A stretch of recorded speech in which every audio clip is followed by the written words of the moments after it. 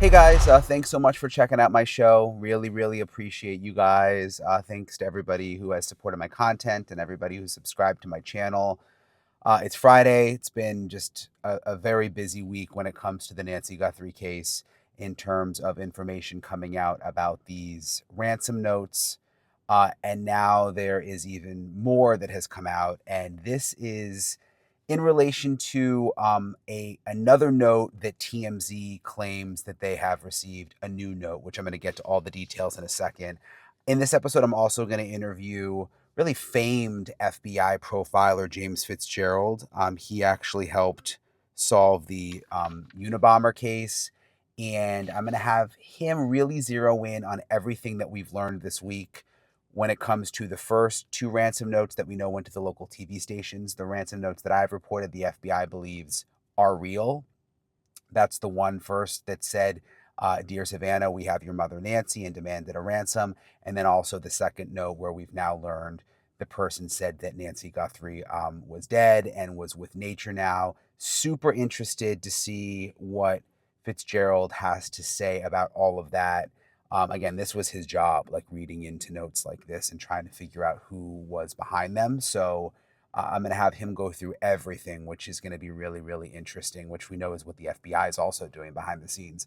First, though, let me get you guys the latest on what TMZ is now reporting about another note that they've received. They say it's the same man who's written to them in the past who claims to know who the kidnappers are behind the Nancy Guthrie abduction. And he said that he can lead police to these kidnappers and he's just asking for 1 Bitcoin, which is the whole thing is strange. But nonetheless, I think we have to consider everything at this point. And this is obviously separate from those first two ransom notes, but this is the latest from TMZ. According to TMZ, they say whoever wrote this note said, I am not the idiot who recently called in a tip about her burial site in Mexico.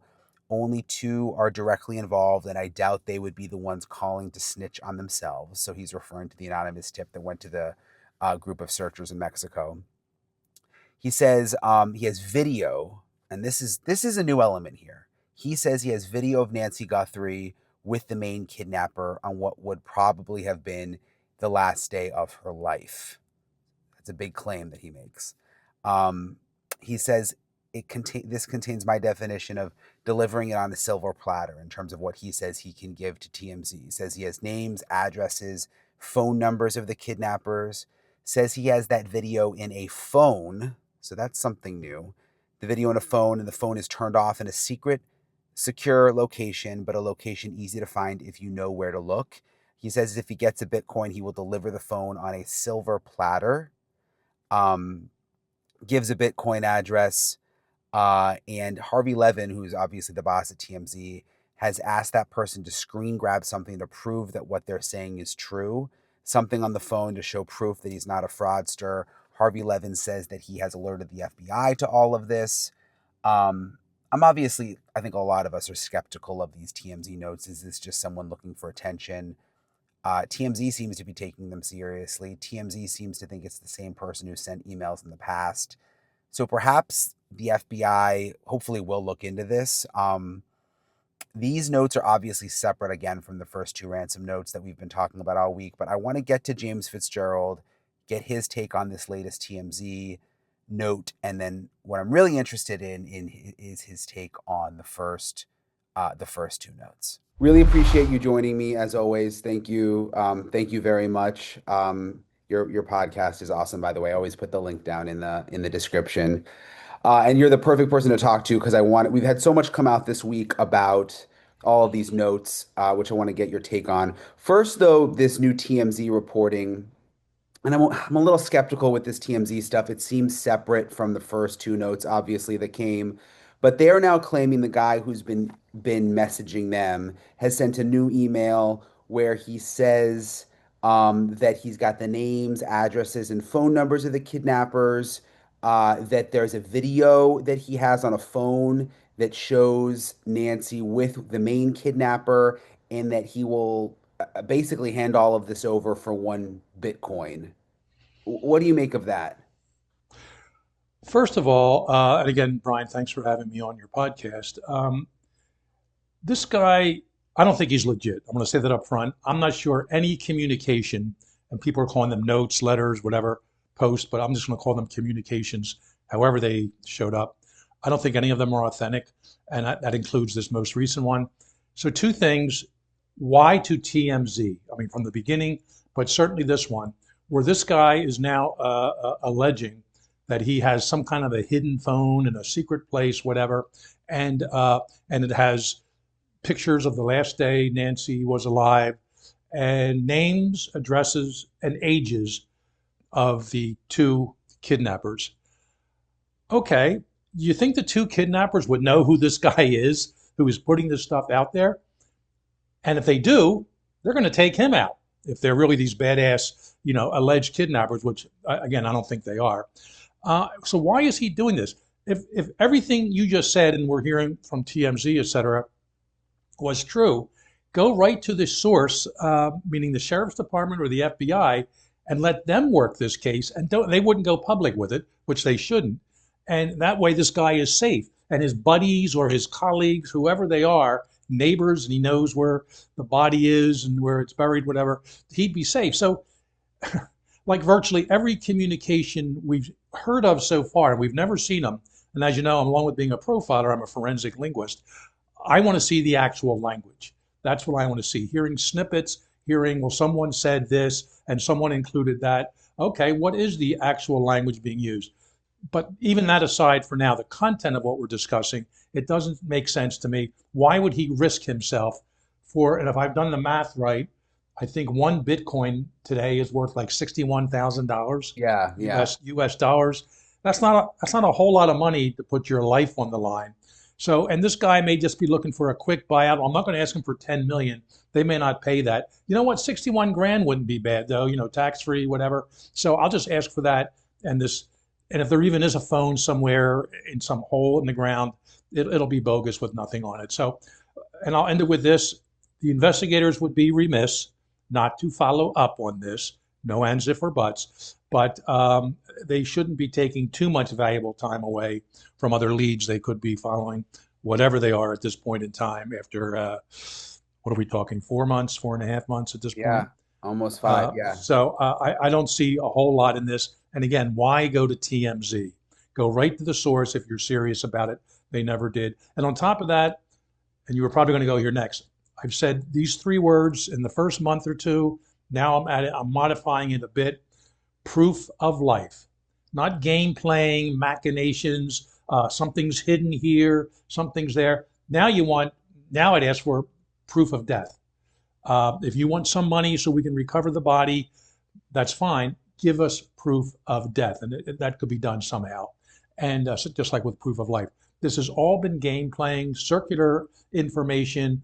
They may have, lucky guesses early on with, the watch on the floor or whatever, or what she was wearing. I just think all these letters are bogus, and they're undertaken by opportunists, and there's no one happier than the actual abductor. And you notice I don't call him a kidnapper. The actual abductor is the one happy. He's saying, "Oh man, whoever these goofy people are, they're taking the heat off me for a while." So that's a good thing, and that's where I stand. Kind of a wide-angled answer to your question, Brian. But I just wanted to get some of that stuff in up front. Yeah, and I just wanted to kind of get the TMZ stuff out of the way. That obviously just happened. I'm honestly more interested in your thoughts on the first two notes, which seem to be the ones that the FBI and Savannah Guthrie are taking seriously.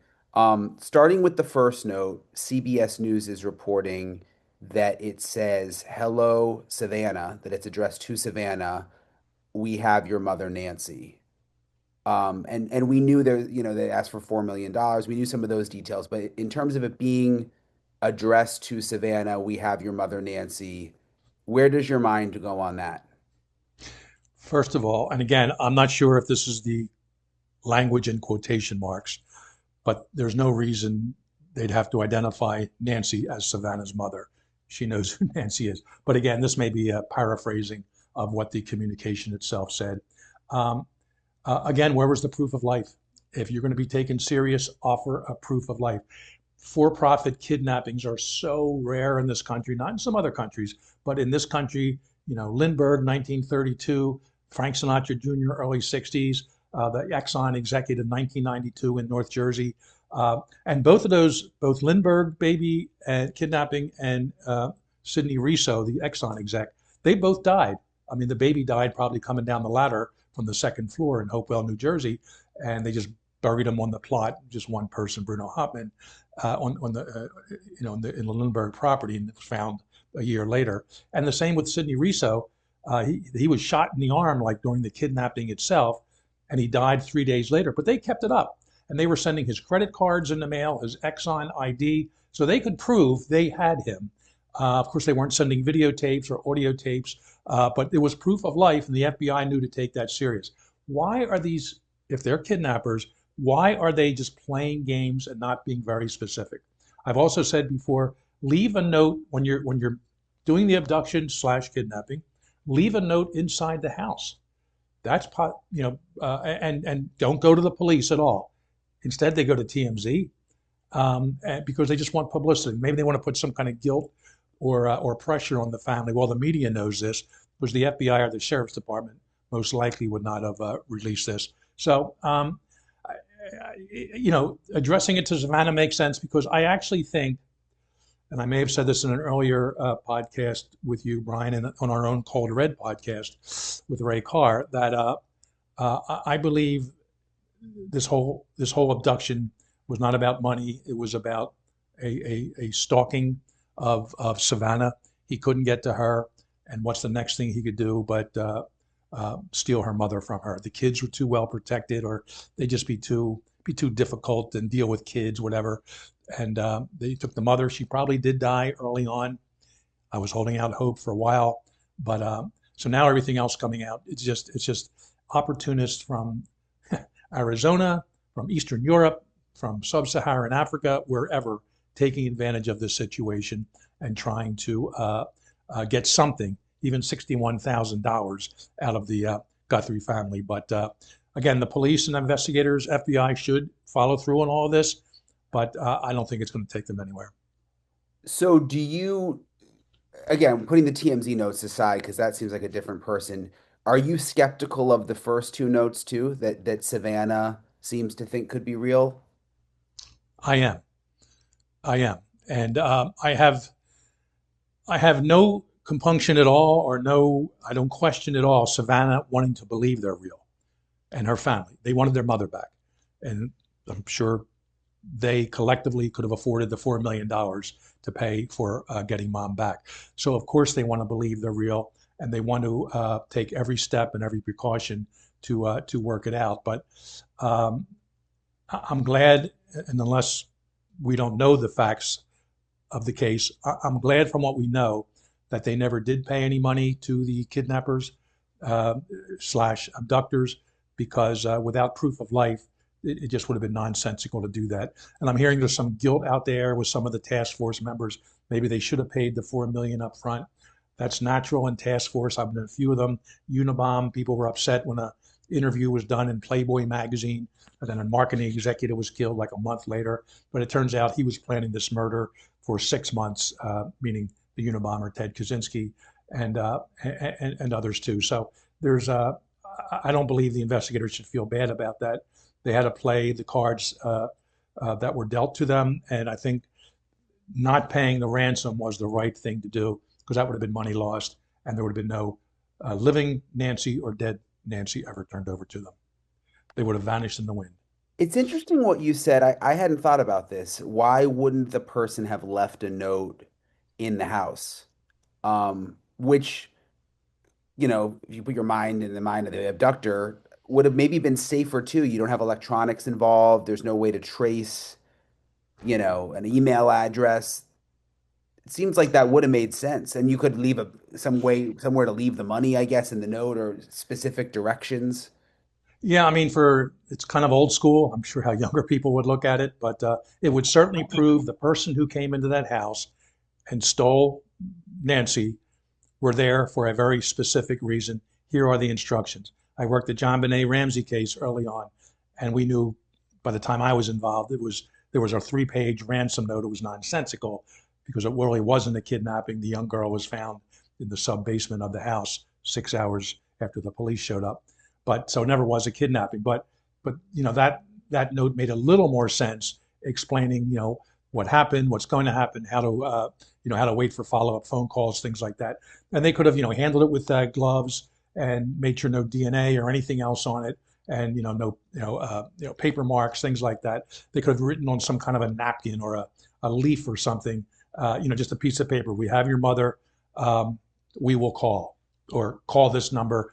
Something, of course, of a throwaway phone, a burner phone. Yeah, so that's really, if this was a serious kidnapping, that's the first thing that hit me. Again, because there are so, I don't think I ever worked. I helped with Sidney Riso case in Newark a little bit, and there was a Harvey Weinstein, not that Harvey Weinstein. There was a tuxedo magnate in New York, or I think in the year later in '93, a couple of his former employees kidnapped him, kept them in a hole in the ground, and I helped the NYPD. They were basically running with it, but I was sort of running interference with them, and we learned a lot about that case. And that may be one of the last, actual for-profit kidnappings in the U.S. I'm familiar with one in Norway in 2018. The woman's just missing, and there were notes left in the room, and there was attempts to pay money, Bitcoin, whatever. So they're so rare. And any experts that come out, and I'll throw myself in this category, I have a historical perspective of kidnappings in this country, but they're so rare and few in between that it's just hard to project what may be happening next. This seems to me, so it doesn't seem to be a kidnapping. It doesn't follow any of the rules. And if it's an abduction, I think for highly personal reasons related to Savannah, she had nothing to do with it, nor her family, but someone liked her from afar. She didn't respond with the 8x10 glossy, or let them do the phone call one day after her Today Show stint. And well, I can't get her kids. I'll show her that she should have liked me early on and responded to me. That is the only thing I can think of that makes any sense in this whole matter. Yeah, that's really been your hunch since the beginning. I mean, I remember the first time we talked about it, that's where your mind went. Yeah, and new letters to TMZ doesn't prove anything to me. Right. And again, show that proof of life, show that proof of death. I'm willing to change. Profilers are meant to be altered and modified with new evidence. And of course, we don't have all the evidence on the outside.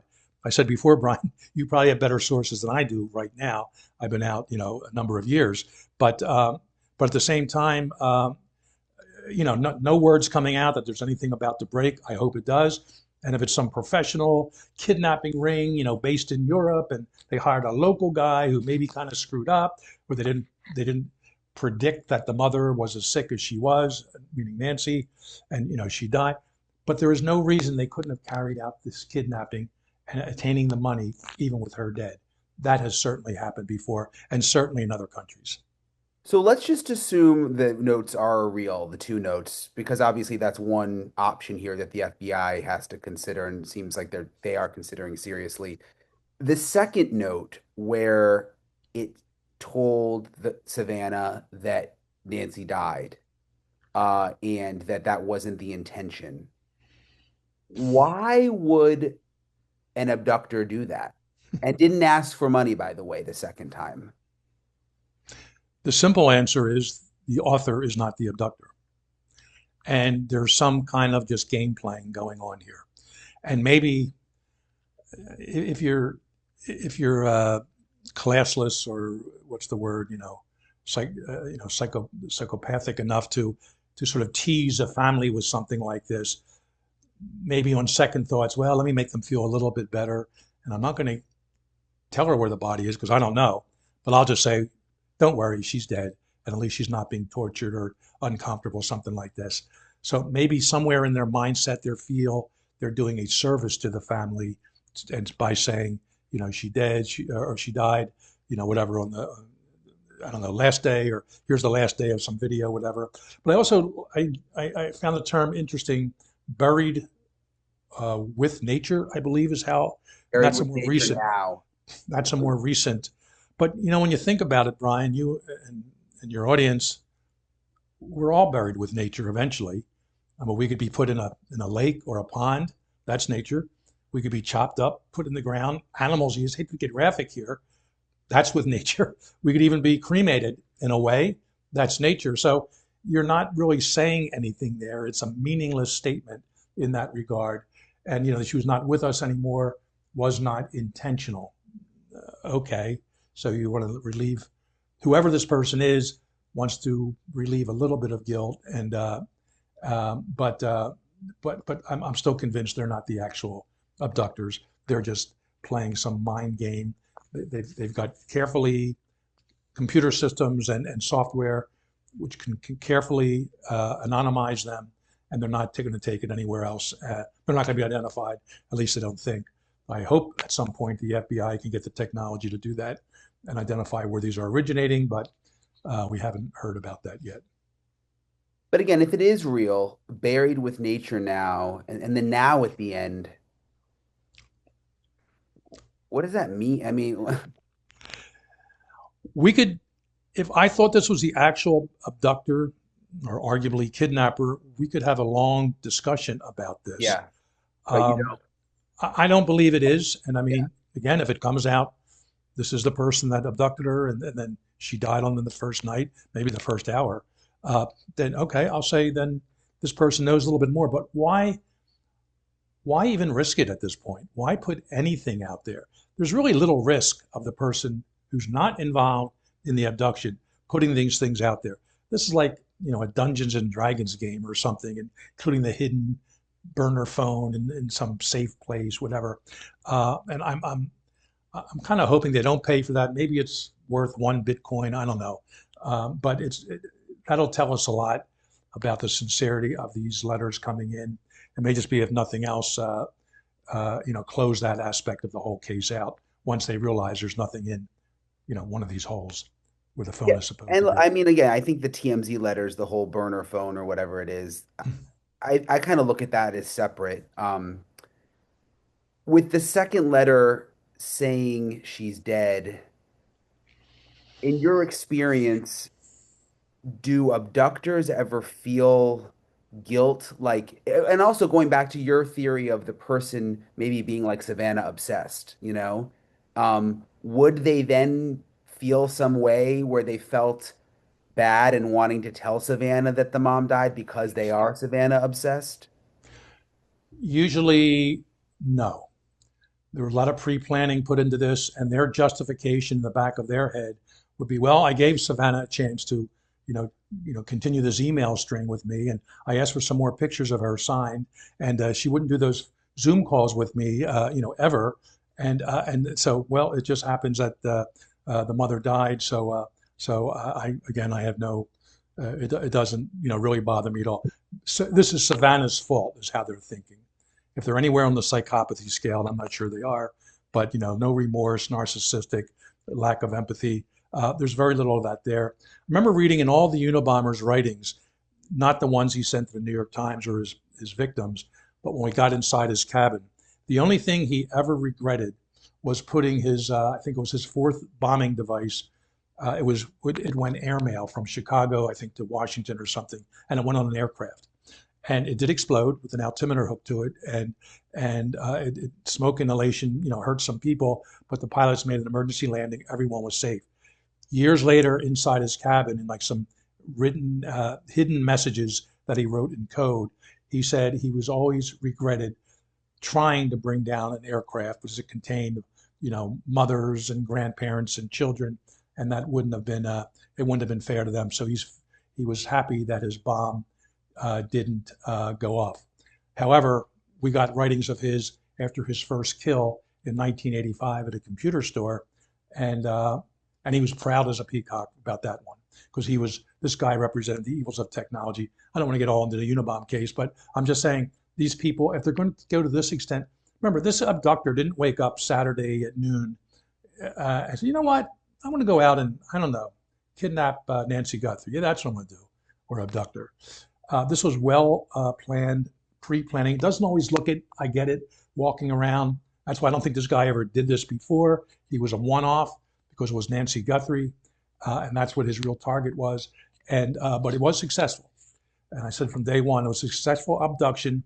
And you can criticize him staying there 40 minutes and out front by the camera, but it was a If it ever was meant to be a kidnapping, it was a failed kidnapping. And these follow-up letters, those first two, subsequent ones, to me, are all just jetsam and flotsam, people taking advantage of a situation. They can make a quick buck, fine, just throw something out there. They think they're relieving the family of some kind of guilt or personal, angst or whatever.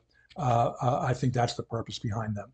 But it's very likely that people sending these things had nothing to do with the actual abduction.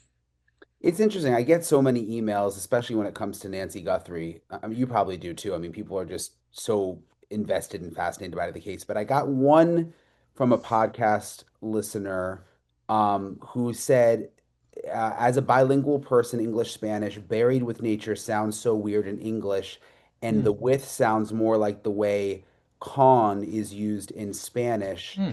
Interesting. grammar. Uh, is that, and this is Arizona, we're close to Mexico. Maybe they're onto something, like that the person has Spanish as a first language or something like that. Sure, and the use of the preposition. I even wrote it by mistake once, buried in nature. When I went back to the article, crossed out the in and put with. Um, but what we have to be careful here is, and I go back to working the DC sniper case, and I was in the middle of that. I was dealing with Chief Moose every day on the task force. I was the profiler assigned. And the tarot card had on it only like 17, 19 words.